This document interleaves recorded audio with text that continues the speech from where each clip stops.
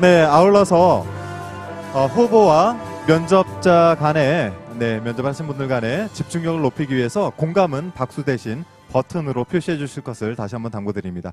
네, 시작해 주시면 되겠습니다. 예, 문재인 정부 인사와 관련하여 인재를 두루 기용하지 못했다는 세간의 평가들이 있습니다. 어떻게 생각하십니까? 저도 그런 생각을 하고 있습니다. 문재인 정부의 국무총리로서 문재인 정부의 인사에 관하여 역할을 제대로 했다고 생각하십니까? 최선을 다했습니다마는 충분하지는 못했다고 반성하고 있습니다. 총리 재임 시절에 이 나라가 기재부의 나라냐라고 말씀하셨다는 보도가 나온 적이 있습니다. 재임 시절에 당과 기재부 엇박자가 상당히 많이 노출됐다라고 평가를 받았는데요. 그 총리로서 이런 엇박자가 노출된 이유가 뭐라고 생각하십니까? 기본적으로 당은 선거나 이제 국민 여론을 중시하고 기재부는 국가의 곳간, 그러니까 재정을 생각하기 때문에 기본적으로 충돌이 있을 수밖에 없습니다. 충돌이 있을 때 적절하게 그걸 잘 조정하는 역할을 하는 것이 국무총리의 역할입니다. 저는 총리 재직하면서 그런 역할을 최선을 다해서 하려고 노력을 했고 비교적 성과를 냈다고 자부하고 있습니다. 네, 그 총리로서 일한 경험을 가지고 다시 한번 여쭙겠습니다. 그러니까 한반도 문제 해결에 있어서 북미 관계가 중심이 되다 보니까 아무래도 미국의 눈치를 보고 우리는 주도성이 없다라는 평가를 많이 받습니다. 특히 워킹 그룹이 오히려 그 문제를 해결하기보다 걸림돌로만 그 역할을 했다라는 그런 평가도 있고요. 그래서 지도자로서 이렇게 대북 문제를 풀어갈 때 미국과 엇갈린다. 어떻게 풀어가실 생각이십니까? 예, 마음속으로야 우리 마음대로 하고 싶지만 현실적으로 미국과 우리는 동맹관계에 있고 또 한반도 문제가 우리 혼자 해결할 수 있는 문제가 아니고 국제사회와 협력해서 해결해야 되기 때문에 미국과 잘 소통하고 미국을 우리가 생각하는 방향으로 함께 하도록 하기 위한 노력, 그것은 아마 대통령이나 책임 있는 분들의 역량에 크게 좌우될 것이라고 생각합니다. 그런 차원에서 저는 현재 미중 간의 갈등이 심각하고 패권 경쟁이 앞으로도 지속될 것이기 때문에 다음 대통령이 갖춰야 될 덕목 중에 외교적인 역량은 매우 중요하다. 이것은 정치 외교뿐만 아니라 통상 외교 차원에서도 외교적인 역량이 둘째가라면 서러울 정도로 중요하다고 생각하기 때문에 외교에 대한 경험과 식견과 나름대로의 철학을 가지고 있는 사람이 꼭 대통령이 돼야 된다고 저는 생각합니다. 그러면 총리님께서는 그 부분에서 적격자라고 생각하십니까?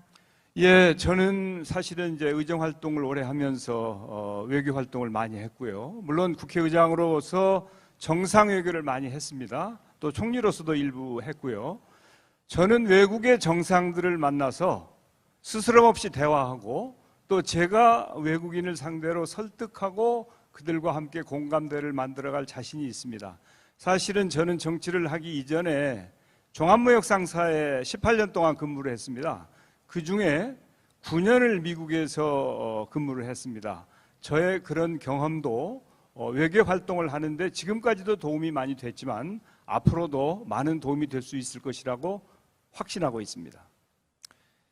정부 발표 부동산 가격 상승률에 비해서 공시가격 인상률이 훨씬 높았습니다. 일각에서 정부가 부동산과 관련한 통계 자료 등 공개할 수 있는 정보도 투명하게 공개하지 않는다는 비판이 있습니다. 총리를 지내신 분으로서 어떻게 생각하십니까? 그건 사실과 다릅니다. 정부가 하는 것과 국민은행이나 민간에서 하는 것 사이에 괴리가 있는 것은 사실인데 정부는, 특히 문재인 정부는 투명성을 가장 중요한 덕목으로 생각하고 있습니다.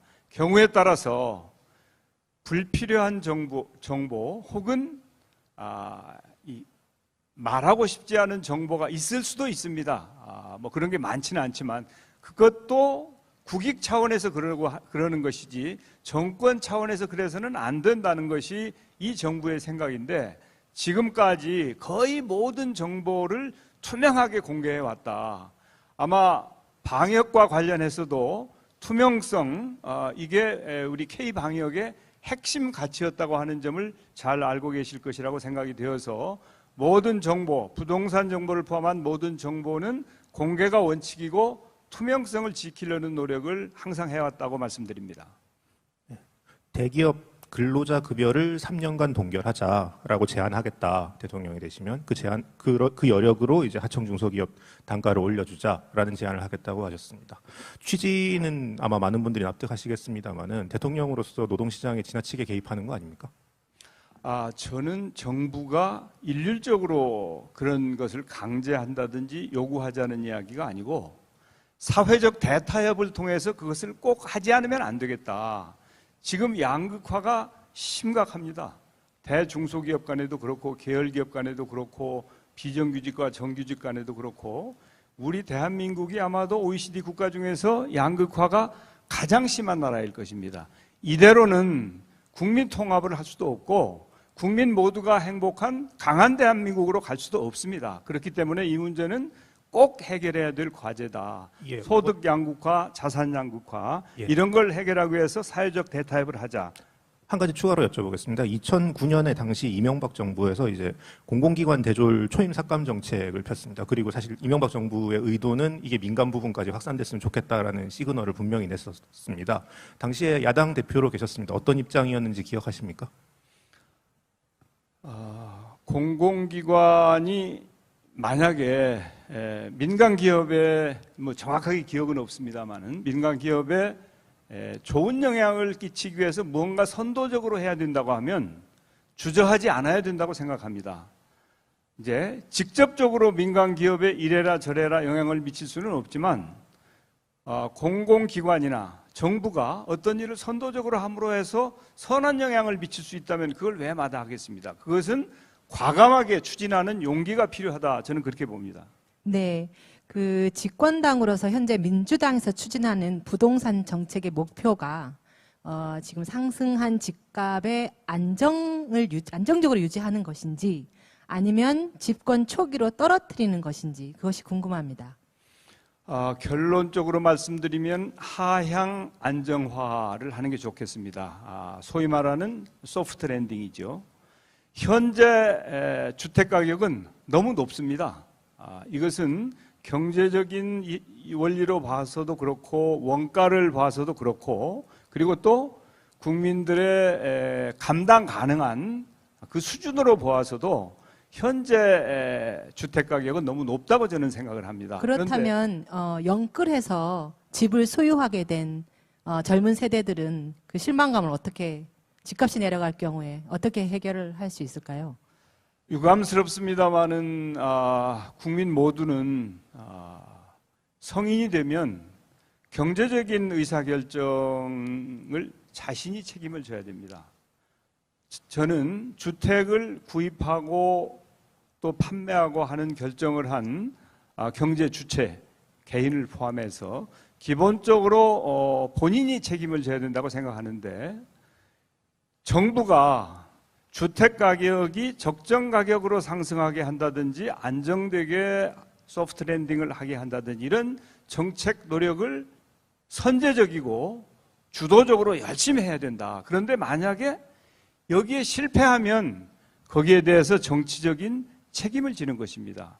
그래서 사실은 지난번 재보궐선거에도 영향을 미친 것으로 생각이 되기 때문에 집권 여당뿐만 아니라 대한민국의 정당, 책임 있는 정치인들은 그런 정책적인 부분에 대해서 어떻게 자신이 감당할 것인가, 그리고 자신의 의사결정이나 정책 집행이 결과적으로는 국민들의 평가를 받는다고 하는 사실을 항상 냉엄하게 인식하고 처신하고 정책 결정을 해야 된다고 생각합니다.